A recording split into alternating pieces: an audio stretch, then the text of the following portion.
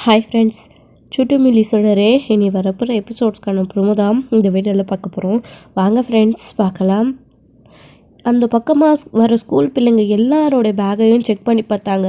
Actually just missed சுடர், தருண், தியா இவங்க 3 பேரோட பேக்கையும் செக் பண்ணுறதுக்கு மகேஷ் காரில் வந்ததுனால மகேஷ் கூடவே அவங்களும் ஏறி வந்துட்டாங்க. அதனால் அவங்களால அந்த அவங்களோட பேக்கை செக் பண்ண முடியாமல் போனதுனால அவங்களும் அங்கேருந்து கிளம்பி போயிடுறாங்க. அடுத்து விதி அவங்கள திரும்பவும் கருணா வீட்டுக்கு கூட்டிகிட்டு போய் சேர்க்க போகுது.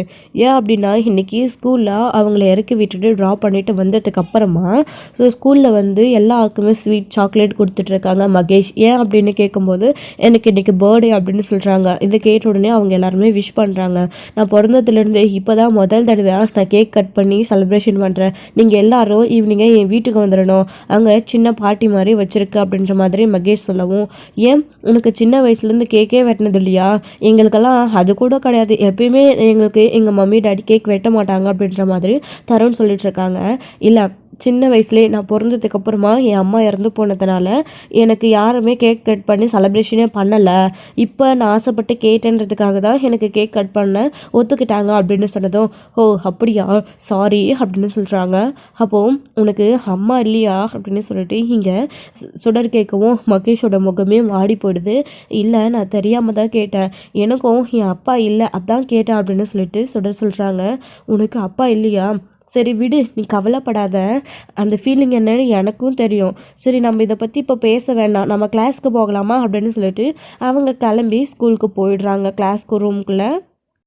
அப்படி போனதுக்கப்புறமா அவங்க உட்காந்து நல்லாவே கிளாஸ் அட்டென்ட் பண்ண ஆரம்பிக்கிறாங்க, நல்லா படிக்கிறாங்க. 3 பேரும் சேர்ந்து லஞ்ச் டைமில் ஒன்றா உட்காந்து சாப்பிட்றாங்க.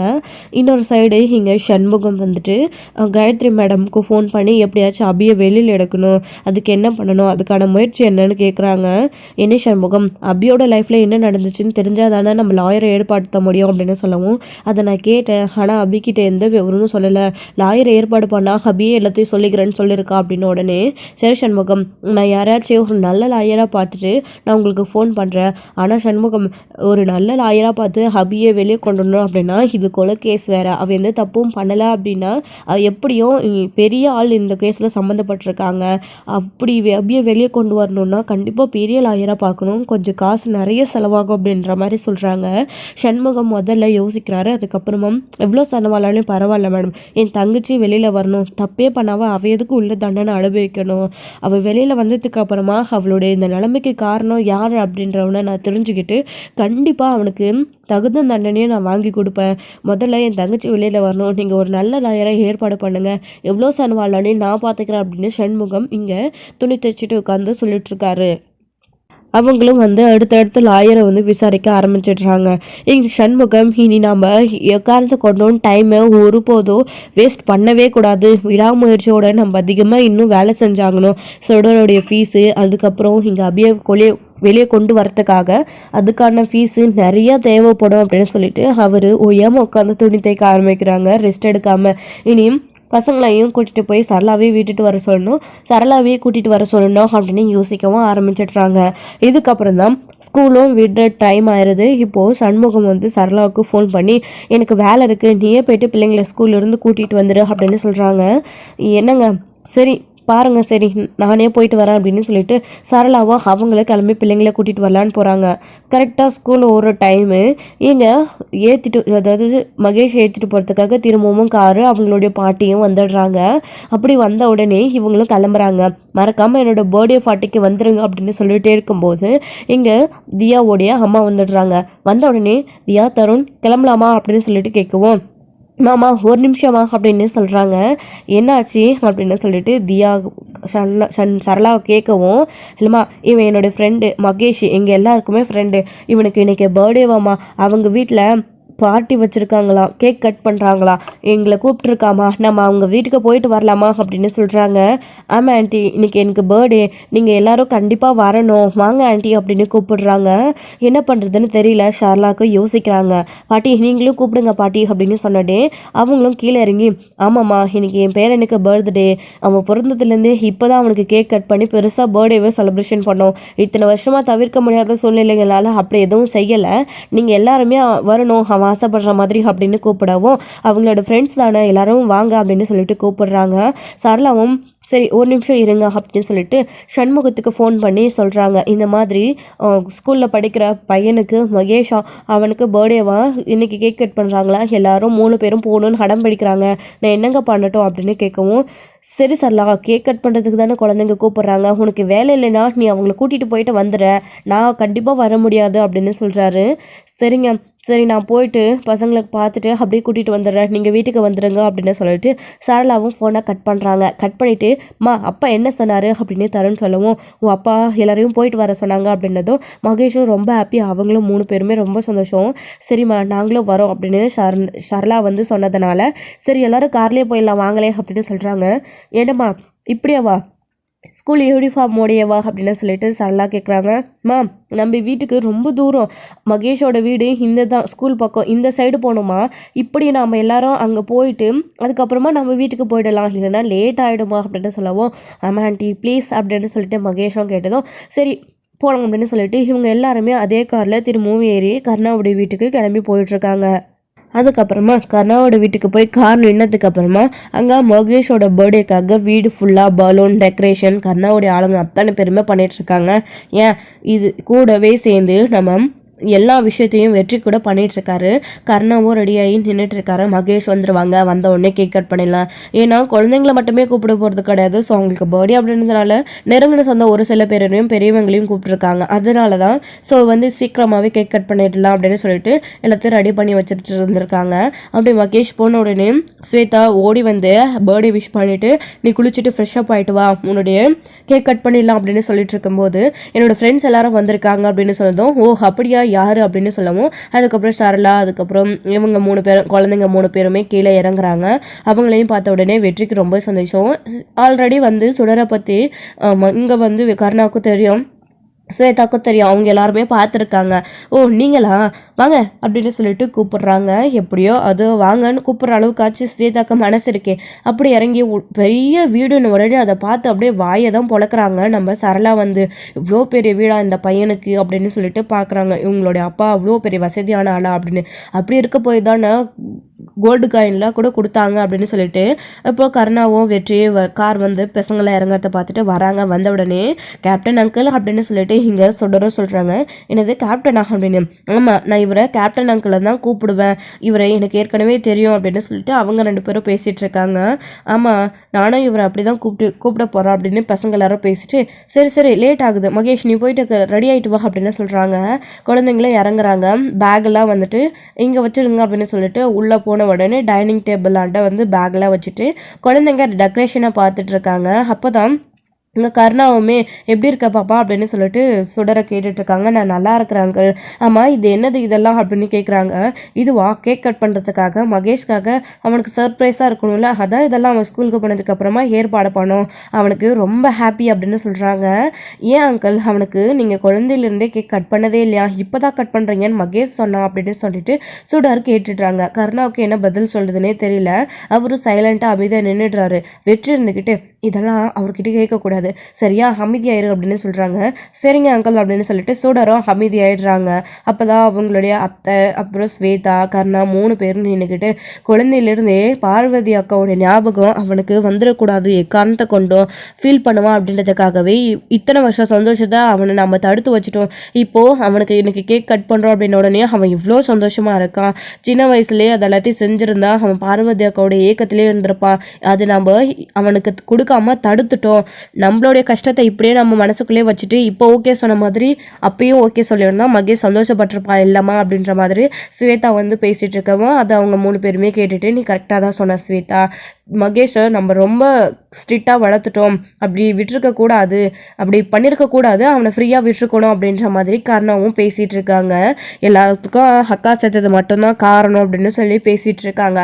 அங்கே பார்வதியோட பெரிய ஃபோட்டோ இருக்கா, அதை சுடர் பார்த்துட்டு கேப்டன் அங்கிள் இதுதான் மகேஷோட அம்மாவா, மகேஷோட அம்மா சாமி கிட்ட போயிட்டு தான் அவன் சொன்னான் அப்படின்னு சொல்லிட்டு கேட்கவும் ஆமாம் அப்படின்னு சொல்கிறாங்க. அதுக்கப்புறம் தான் சரி விடு, இதை பற்றி பேசாத, அவங்களுக்கு கோபம் வரும்ல, செத்து போனவங்க திரும்பவும் ஞாபகத்தில் வருவாங்கல்ல, நீ விடு அப்படின்னு சொல்லிடுறாங்க. சரிங்க அங்கிள், நான் இங்கேருந்து போகிற வரைக்கும் இதை பற்றி எதையுமே பற்றி நான் பேச மாட்டேன் அப்படின்னு.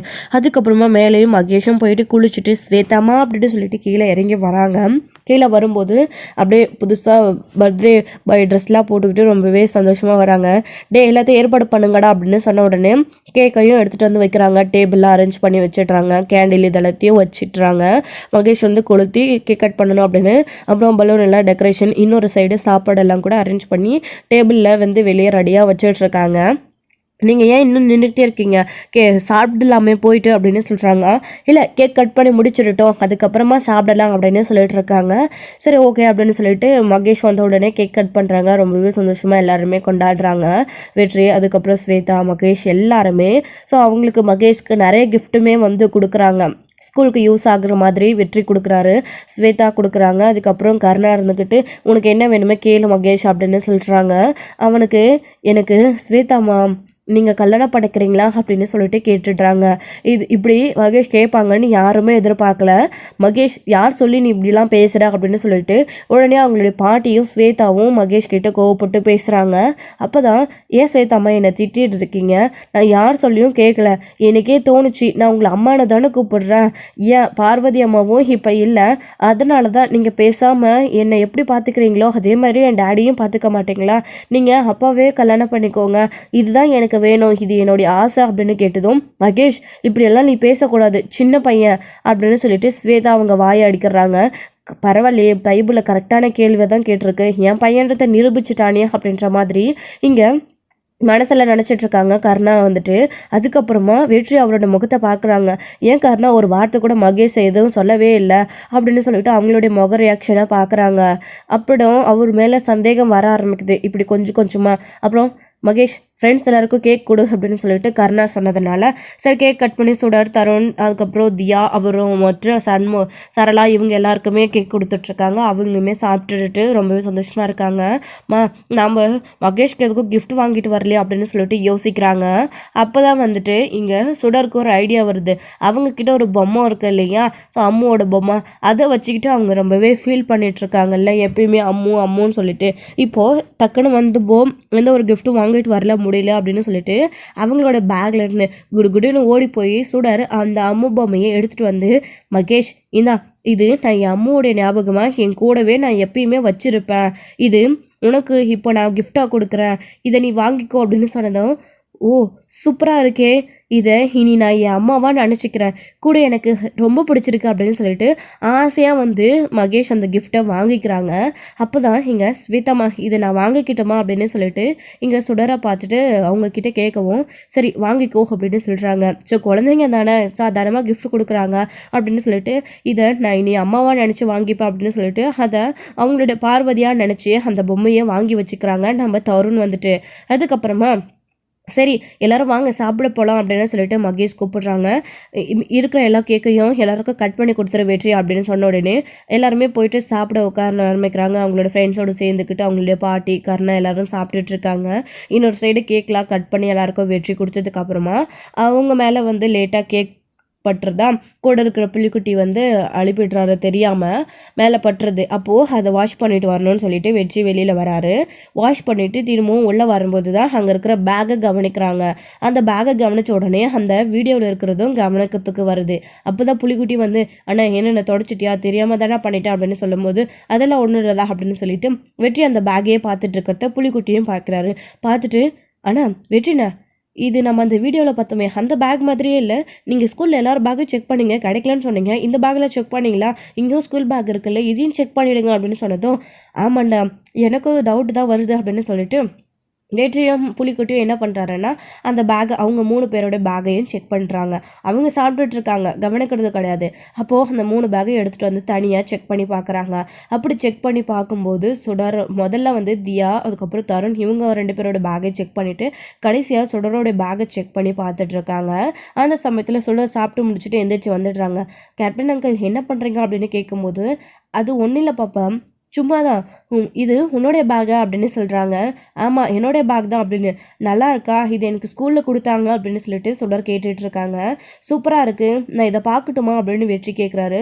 சரிங்க அங்கிள், நான் அதில் ஹோம்ஒர்க்லாம் பண்ணியிருக்கேன், அதெல்லாம் பாருங்க அப்படின்னு சொல்லிட்டு சுடர் சொல்கிறாங்க. அப்போது அது எல்லாத்தையும் பார்த்துட்டு இருக்கும்போது கரெக்டாக அவங்களோட பேக்கில் இருந்து வெற்றிக்கு அந்த லெட்டர் கிடைச்சிடுது. அந்த லெட்டரை பார்த்த உடனே சுடர் வர்றதுக்குள்ள வெற்றி வேகமாக அதை எடுத்து மறைச்சி வச்சுக்கிறாரு அவருடைய சட்டைக்குள்ள. அப்படி ஹோம்ஒர்க்லாம் நான் பார்த்துட்டேன், சூப்பராக இருக்குது அப்படின்னு சொல்லிட்டு எங்கள் வெற்றி ஏதோ சொல்லி சுடர்கிட்ட சமாளிச்சிடுறாங்க. சுடரும் அவங்க கிட்ட கொஞ்சம் நேரம் பேசிகிட்டு இருக்கும்போது எல்லாரும் சாப்பிட்டு முடிச்சுட்டு வந்துடுறாங்க. வந்ததுக்கப்புறமா மகேஷ்க்கு பாய் சொல்லிட்டு அவங்க 3 பேரும் கிளம்புறாங்க. அப்போ கருணா இருந்துக்கிட்டே டே இவங்களை காரில் கூட்டிகிட்டு போய் அவங்க வீட்டில் ட்ராப் பண்ணிட்டு வா அப்படின்னு சொன்னதும் இவங்களை கூப்பிட்டுட்டு காரில் அவங்க கிளம்பிடுறாங்க. 3 பேரையும். வெற்றிக்கு அந்த ரிப்போர்ட் கிடச்சிடுச்சு.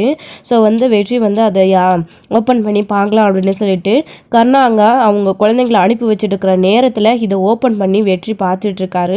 புள்ளிக்குட்டியோ என்னென்ன பார்த்துட்டியா அப்படின்னு சொல்லிட்டு கேட்கவும் இல்லைடா இப்போ தான் பார்க்க போகிறேன் அப்படின்னு சொல்லிட்டு என்ன ஆதாரமாக இருக்கும் அப்படின்னு சொல்லிட்டு பார்த்துட்டு இருக்காரு. கருணாவுக்கு இந்த விஷயத்த சொல்லிட்டு வந்துட்டோமா அப்படின்னு சொல்கிறாங்க. சரி அப்படின்னு சொல்லிட்டு புள்ளிக்குட்டி நீ போய் சொல்லிட்டு வா அப்படின்னு அவங்க கிட்ட கருணா கிட்ட போய் புள்ளிக்குட்டி சொல்கிறதுக்குள்ளேயே வெற்றி எல்லாத்தையும் ஓப்பன் படித்து பார்த்துடுறாரு. பார்த்துட்டு பயங்கர அதிர்ச்சி. ஏன் அப்படின்னா அதில் பார்வதி அக்கா கத்தி குத்துனால சாகலை, அதுக்கு முன்னாடியே அவங்க விஷம் குடிச்சிருக்காங்க அப்படின்ற ரிப்போர்ட் அதில் இருக்குது. அப்படி தெரிஞ்சதும் வெற்றி ரொம்ப அதிர்ச்சி ஆகுறாரு. அப்போ அக்கா விஷம் குடிச்சு தான் செத்துருக்காங்களா, கத்தியால் கொடுக்கலையா, அப்போ அபி செய்யாத தப்புக்கு தண்டனை அனுப்பிச்சிட்டு இருக்காளா அப்படின்னு சொல்லிட்டு இங்கே வெற்றி யோசிக்கிறாரு. இது எப்படி அந்த மாணிக்கத்து கையில், மாணிக்கம் இதை வச்சுட்டு எதுக்கு கருணாவை மாட்டிகிட்டு இருக்கணும், கருணாவுக்கும் இதுக்கும் என்ன சம்மந்தம், கருணா இந்த விஷயம் நமக்கு தெரியக்கூடாதுன்னு மறைச்சி தான் நம்மக்கிட்ட கூட விஷயத்த சொல்லாமல் அவன் ஃபோன் பண்ணி மிரட்டும் போதெல்லாம் அவனை தேடி போனாலாம், அபி மேலே ஏன் அவன் வழியை போடணும், ஒன்றுமே புரியலையே அப்படின்னு பயங்கர கன்ஃபியூஷன் இருக்கார் வெற்றி. ஸோ இதோட இந்த எபிசோட் முடிச்சிருக்காங்க. அடுத்தடுத்த எபிசோடில் என்ன நடக்க போகுது, கருணா கிட்ட இந்த ரிப்போர்ட்டை காட்டி என்ன ஏதுன்னு சொல்லிட்டு டீட்டெயிலாக கேட்க போகிறாங்களா வெற்றி, இல்லை இதை மறைச்சி வச்சுக்கிட்டு எல்லா உண்மையும் வெற்றி கண்டுபிடிக்க போகிறாங்களா அப்படின்றதெல்லாம் வெயிட் பண்ணி நெக்ஸ்ட் வீடியோவில் பார்க்கலாம். Friends thank you. இந்த வீடியோ உங்களுக்கு பிடிச்சிருந்தா லைக் பண்ணுங்கள், ஷேர் பண்ணுங்கள், கமெண்ட் பண்ணுங்கள், மறக்காமல் பெல் ஐக்கானை கிளிக் பண்ணி வச்சுக்கோங்க.